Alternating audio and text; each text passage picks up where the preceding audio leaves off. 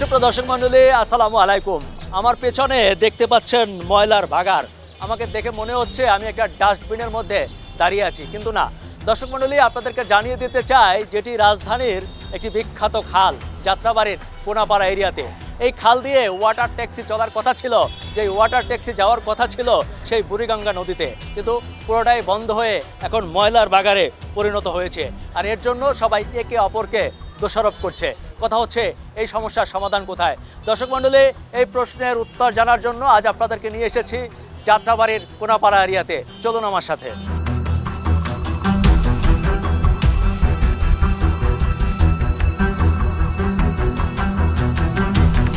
এটি ঢাকা দক্ষিণ সিটি কর্পোরেশনের আওতাভুক্ত যাত্রাবাড়ির কোনাপাড়া এলাকা।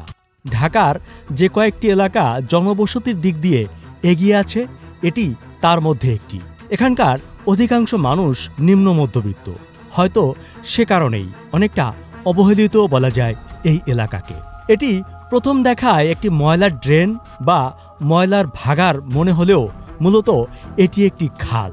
অযত্ন, অবহেলা, আমাদের অসচেতনতা ও প্রশাসনের নজরদারির অভাবে খাল হয়ে গেছে ড্রেন। অথচ এই পুরো এলাকার দুই দিক দিয়ে দুটি খাল গিয়ে মেশার কথা ছিল বুড়িগঙ্গায়। কথা ছিল এই খাল দিয়েই হবে বুড়িগঙ্গার সাথে যোগাযোগ। অথচ কি দেখার কথা, কি দেখছি। ঠিক এভাবেই ঢাকার বুক থেকে হারিয়ে গেছে বহু নামি দামি খাল। কথা ছিল ঢাকার খালগুলো হবে ইতালির ভেনিসের মতো, কিন্তু হয়েছে ময়লার ভাগাড়ের মতো।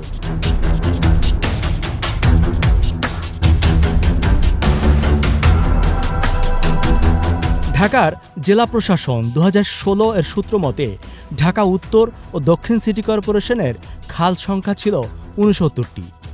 জাতীয় নদী রক্ষা কমিশন ঢাকায় 43টি খালকে চিহ্নিত করেছে। দৈনিক ইত্তেফাক ও ঢাকা ট্রিবিউন 2024 সালের তথ্য মতে স্বাধীনতার পর থেকে যে 57টি খাল ছিল তার সংখ্যা কমে এখন 26টিতে দাঁড়িয়েছে। আর যে কয়টি এখনো জীবিত আছে সেগুলোকে খাল বলা যাবে কিনা সন্দেহ আছে। আপনি তো এই এলাকার বাসিন্দা। আমি এলাকায় থাকি।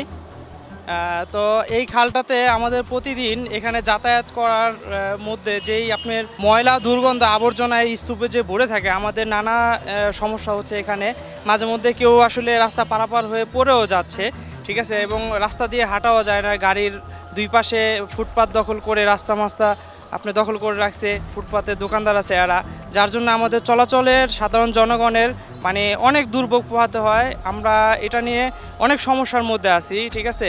এখানকার যারা বাসিন্দা তারা আসলে মানে দুর্ভোগের শেষ নাই এই খালটার কারণে। তো আপনাদের কাছে আমাদের একটা অনুরোধ, যেন এই খালটা দ্রুত উদ্ধার করে, ঠিক আছে, এই খালটা একটা স্থায়ী সমাধান করে যেন মানুষের চলাচলের ব্যবস্থা আসলে সহজ করে দেয়। তোমরা তো এই এলাকার বাসিন্দা, এখান থেকে তো নিয়মিত যাতায়াত করো এই রাস্তা দিয়ে। জি, আমরা দেখলাম যে এখানে খালের অবস্থা ভীষণ খারাপ। এতে তোমাদের কি কি সমস্যা হয়? এদিকে দুর্গন্ধ বা পড়ে যেতে পারি আমরা, এর জন্য সমস্যা হয়। এদিকে অনেক ময়লা আবর্জনা, তার জন্য অনেক ময়লা পরিষ্কার করলে অনেক যেই ময়লা হয় এদিকে না ফালায়, অনেক দুর্গন্ধ ছাড়া অনেক মানুষের ক্ষতি হয়। দুর্গন্ধে অনেক ভিতরে অনেক ক্ষতি হয়। তুমি তো এখান থেকে নিয়মিত যাতায়াত করো না, স্কুলে যাও এখান থেকে, কি দেখো এই খালের অবস্থা? এই সামান্য একটু বৃষ্টি হলে পানি বুনে বইরা যায়, রাস্তায় উঠে যায় পানি। তো হাঁটায় চলা করতে অনেক সমস্যা হয়, প্রতিদিন যাওয়া বা এগুলো অনেক কষ্টের বিষয়। আবার এই খাল নিয়েও আছে সিটি কর্পোরেশন ও ঢাকা ওয়াসার টানাটানি। 26টি খাল আগে ছিল ঢাকা ওয়াসার অধীনে। 3 বছর আগে সেগুলোর দায়িত্ব নিয়েছে 2 সিটি কর্পোরেশন, কিন্তু মালিকানা বদলেই শেষ, কাজের কাজ কিছুই হয়নি। এখন পর্যন্ত একটি খালেরও পূর্ণাঙ্গ সীমানা নির্ধারণ কিংবা দখল বা দূষণমুক্ত কোনো কিছুই করা যায়নি। খালের দায়িত্ব সিটি কর্পোরেশনের হাতে যাবার পর ঢাকার তৎকালীন 2 মেয়র হুঙ্কার দিয়ে বলেছিলেন, খাল তুমি কার? এটি এখন আর নেই। আজ থেকে ঢাকা খালের একটা নাম পরিচয় হলো, খাল আমাদের, খাল সিটি কর্পোরেশনের। সেদিন তারা বেশ আশার বাণীও শুনিয়েছিলেন। ঢাকার খালের উল্লেখযোগ্য কোনো কাজ হয়নি বলে মন্তব্য করেছেন river and delta research centre RDRC এর সাবেক চেয়ারম্যান ও বর্তমান ঢাকা সিটি কর্পোরেশনের প্রশাসক মোহাম্মদ এজাজ। তিনি বলেন, ঢাকার খালগুলো শুধু হাত বদল হয়েছে, প্রকৃত অর্থে কোনো কাজই হয়নি। মালিকানা পাওয়ার পর প্রথম কাজ ছিল সীমানা নির্ধারণ করা। ডিএসসিসি কিংবা ডিএনসিসি পরিপূর্ণভাবে একটি খালের সীমানা নির্ধারণ করতে পুরোপুরি ব্যর্থ হয়েছেন। দুই সিটি কর্পোরেশন এখনও এমন একটি আদর্শ খাল তৈরি করতে পারেনি যেখানে দখল দূষণের কোনো অস্তিত্ব নেই। বিপরীতে খাল পরিষ্কার ও বিশেষ অভিযানের নামে কোটি কোটি টাকা খরচ হয়েছে। বাংলাদেশের একটি কমন সমস্যা হচ্ছে একে অপরের দোষারোপ করা। দেখুন, এভাবে ময়লার বাগারে পরিণত হয়েছে পুরো এলাকা, অথচ আমি এখানকার দোকানদার, ব্যবসায়ী, সাধারণ মানুষের সাথে কথা বললাম, এরা প্রত্যেকে একে অপরের দোষ দেয়। আমি ফেলি নেই, অমুকে ফেলেছে, সরকারকে উদ্যোগ নিতে হবে।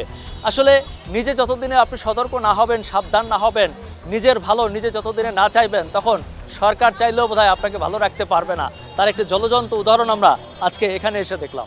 দুই সিটি কর্পোরেশনের নথিপত্র ঘেঁটে দেখা গেছে, আনুষ্ঠানিকভাবে ওয়াসা 26টি খাল হস্তান্তরের পর আরও বেশ কয়েকটি খাল দুই সিটিকে বুঝিয়ে দেয়।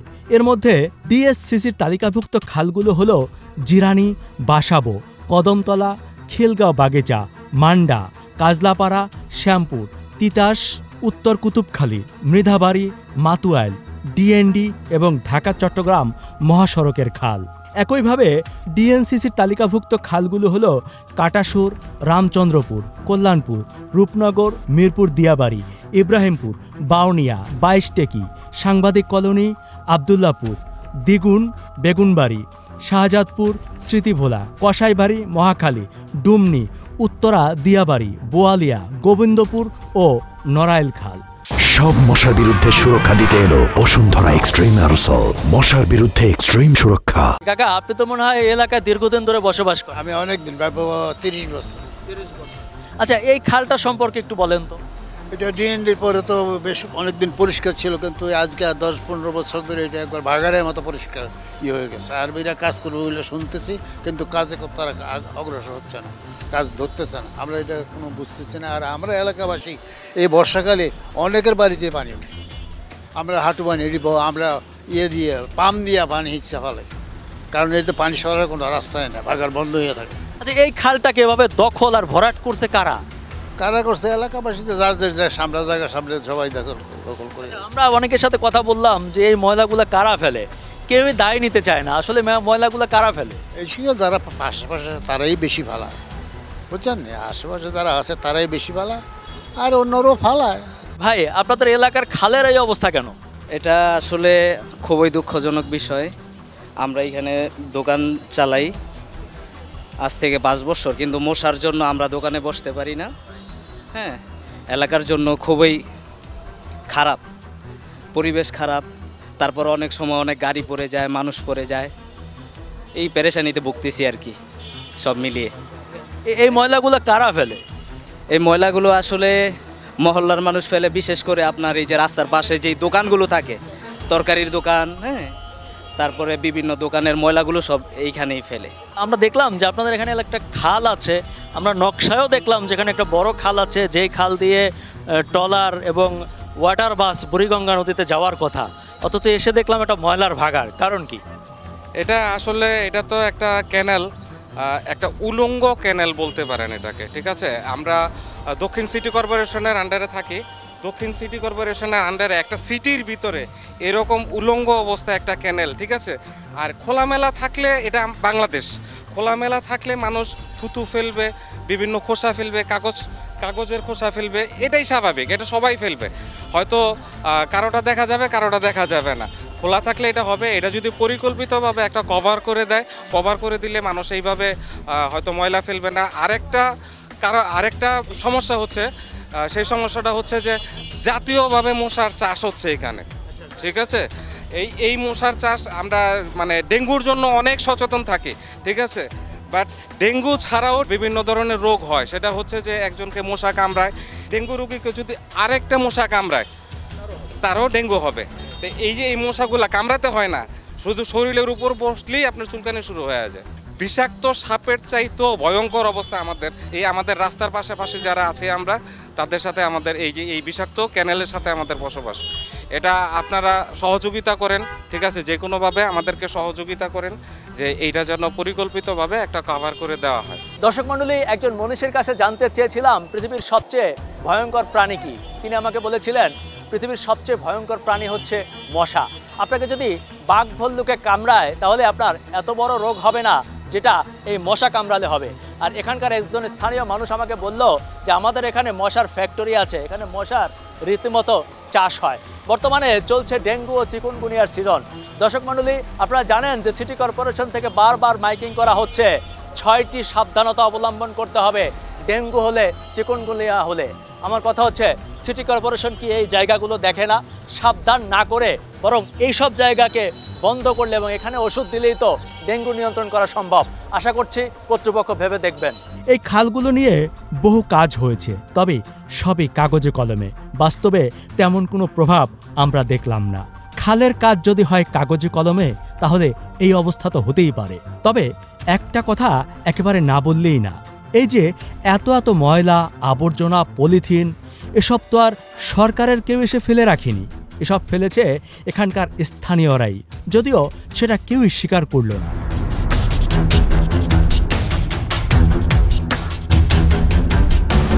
দর্শক মণ্ডলী, লক্ষ্য করে দেখুন, এটি একটা ময়লার ভাগার, ময়লার ডাস্টবিন না অন্য কিছু বলবো, অ্যাটলিস্ট খাল বলার কোনো উপায় নেই। কিন্তু দুর্ভাগ্যজনক হলো সত্য যে এটি একটি খাল, এবং খালের মধ্যে দিয়ে দেখেন এখানে অত্যন্ত ঝুঁকিপূর্ণ অবস্থায় রয়েছে একটি গ্যাসের লাইন। একটি গ্যাসের লাইন এতটা মারাত্মক যে এখান থেকে যে কোনো ধরনের সময় একটা বড় দুর্ঘটনা ঘটতে পারে। এখান থেকে শিশু, বৃদ্ধ, বনিতা, পথচারীরা নিয়মিত যাতায়াত করে, তার মধ্যেই এভাবে লাইন পড়ে আছে, এভাবে ময়লা আবর্জনা নোংরা পড়ে আছে। যদিও আমরা এলাকাবাসীর সাথে কথা বলেছি, অনেকে বলছে যে এটা মূলত এখানকার যারা আশেপাশে দোকানদার তারা করে, কিন্তু তারপরও আমরা দেখি কারোর সাথে কথা বলতে পারি কিনা। আচ্ছা আপা, অনেকে বলছে যে ময়লাগুলো ফেলানো আছে এখানে খালের মধ্যে, এটা নাকি আপনারা ফেলছেন? আমাদের তো ময়লা, আমরা তো ময়লা রাখি না স্যার, আমরা ময়লাগুলো এক জায়গায় জমা করে রাখি, ময়লাটা রাখি নিয়ে যায়। যে খালের মধ্যে ময়লা ফেলছে কারা আমরা জানি না, ওটা দেখেন পলিমিলি, এটা তো আমাদের ময়লার সাথে কিছু মিলে না, মিলে দেখেন আমাদের এটার সাথে কোনো ওখানে মিল আছে? কোনো তো মিল নেই। এভাবেই শুধু যে খালের ভেতরটা শেষ হয়ে গেছে, ধ্বংস হয়ে গেছে তা না, ধ্বংস হয়েছে খালের উপরটাও। দেখুন এই খালের উপরে কিভাবে পাটাতন করে তার উপর বসানো হয়েছে দোকান, ব্যবসা। এ যেন আর এক হকার্স মার্কেট। এই যে দোকানপাট, অবৈধ দোকানের জন্য এই ময়লাগুলো এখানে, কারণ ওরা আইসাই সবগুলো এখানে ডালে, এই দোকানগুলো কেউ উঠাইতে পারে না। কারণ কি পারে না? কেন পারে না? ওরা স্বইচ্ছায় দোকান টোকান বসায়, এই আর কি। এই যে ময়লা আবর্জনা এরা তো আশেপাশের লোকজনই ফেলে, তাই না? না না, সব দোকানদাররা ফেলে এখানে, এখানে আশেপাশের লোকজন সিটি কর্পোরেশনের ময়লা ওরা নিয়ে যায়, আর এই দোকানদাররা এইগুলা কাজগুলো করতেছে। কাকা, আপনি তো এই এলাকার স্থানীয় বাসিন্দা এবং প্রতিদিন এই রাস্তা দিয়ে যাতায়াত করেন, এই খালের এই অবস্থা কেন? খালের এই অবস্থায় মানুষের এত দোকানপাট বহা যায়, মনে করে যত আবর্জনা সব কিছু ফালাইছে, ফালাইনের ঠেলায় রাস্তাতে মানুষের যাইতে গেলে, বাচ্চা কাচ্চা নিয়ে যাইতে গেলে কষ্ট হয়।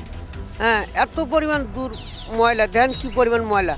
এইটা মনে করে এই দোকানপাটগুলো তুলে দিলে আমার মনে হয় সব থেকে ভালো হয়। সব থেকে এই অর্থলেগে এত দোকানপাট দেখেন আপনি, বিশ্বনগর দুই সাইড দিয়ে ময়লার কারণে তো খালের অস্তিত্ব খুঁজে পাওয়া যাচ্ছে না। খালের অস্তিত্ব খুঁজে পাওয়া যাচ্ছে না, তারপরে ময়লাতে মশা জন্মায়, মানুষের ক্ষতি হয়, সব দিক থেকে ক্ষতি, কোন দিক থেকে লাভবান দেখেন আপনি। আপনার কি মনে হয় এটা সমাধান কিভাবে সম্ভব?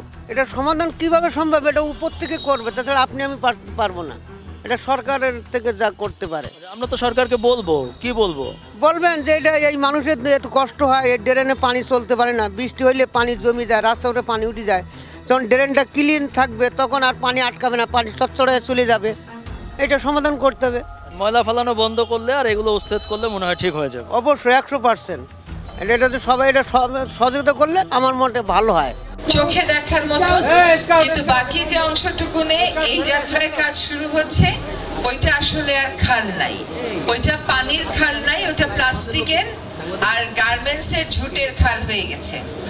তো এইটা সেনাবাহিনী এই দায়িত্ব নিয়েছে, সেজন্য সেনাবাহিনীকে আন্তরিক ধন্যবাদ। কারণ এই খালের একেবারে পার ঘেঁষে বড় বড় বিল্ডিং হয়েছে।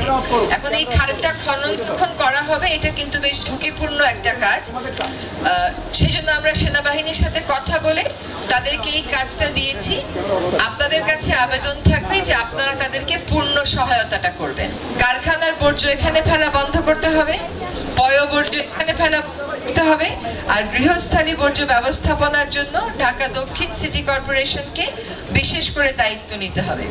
যে কাজগুলোর কথা সেনাবাহিনীর পক্ষ থেকে এখানে উপস্থাপন করা হলো, তাদের কাছে আমার আরেকটা অনুরোধ থাকবে যে এখানে একটু ময়লা আবর্জনা ব্যবস্থাপনার জন্য কোন কোন পয়েন্টে ঢাকা দক্ষিণ সিটি কর্পোরেশনকে ডাস্টবিন ফেলতে হবে, কিভাবে তারা কালেক্ট করবে, এই জিনিসটা একটু ঠিক করে দিয়ে, নতুবা আপনাদের আমাদের কষ্ট সেটা কিন্তু শেষ পর্যন্ত আর দীর্ঘস্থায়ী হবে না। এই খালটা আমাদেরকে ফিরিয়ে আনতে হবে আমাদের জাতীয় স্বার্থে। আমরা সবসময় একবার ব্যবহার্য প্লাস্টিক বর্জন করার আহ্বান জানিয়ে এসেছি।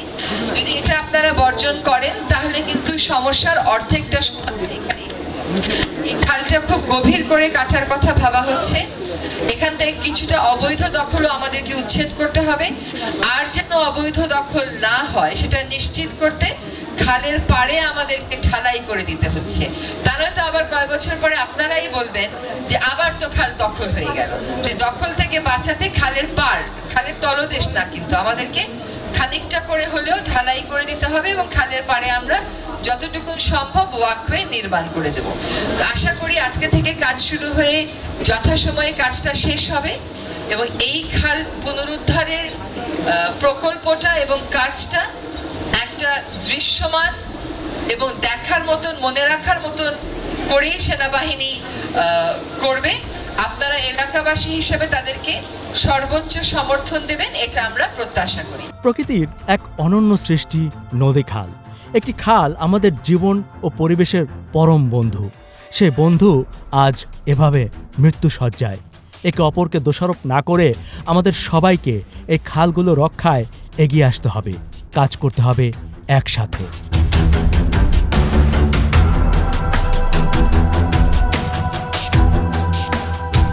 দর্শক মণ্ডলী, ঢাকা শহরের একটি নামকরা খাল, যেই খাল দিয়ে ওয়াটার ট্যাক্সি চলে বুড়িগঙ্গায় যাওয়ার কথা, অথচ দেখুন সেই খাল এখন ময়লার ভাগার কিংবা ডাস্টবিনে পরিণত হয়েছে।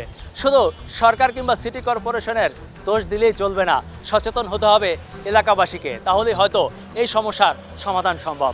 দর্শক মণ্ডলী, আপনারা চোখ কান খোলা রাখুন। আপনার চোখে কিংবা আপনার এলাকায় যদি এমন কোনো সমস্যা দেখা দেয়, তাহলে স্ক্রিনে দেখানো এই নাম্বারে ফোন করে আমাদের সহযোগিতা নিন। দর্শক মণ্ডলী, দেখা হবে অন্য কোথাও অন্য কোনো বিষয় নিয়ে। সে পর্যন্ত সবাই ভালো থাকুন, সুস্থ থাকুন, নিরাপদে থাকুন। খুদা হাফেজ।